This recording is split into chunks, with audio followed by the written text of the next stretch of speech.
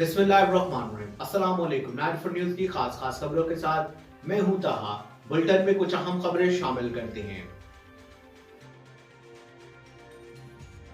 Crime fighter in charge CIA staff Aamir Shaheen Gondal का शुमार पाकिस्तान के इन काबिल ऑफिसर्स में होता है।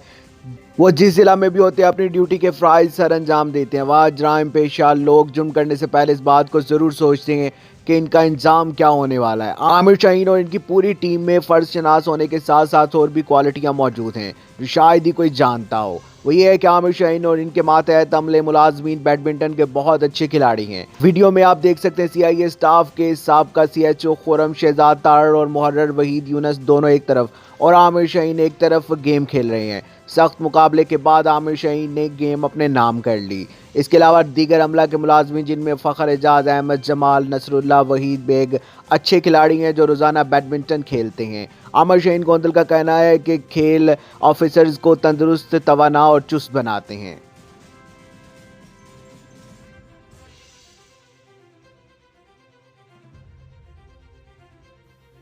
अब तक के लिए सिर्फ इतना ही। मजीद खबरों और अपडेट के लिए 94 न्यूज़ के साथ रहिएगा। आप हमारी खबरें YouTube और Facebook पर भी देख सकते हैं।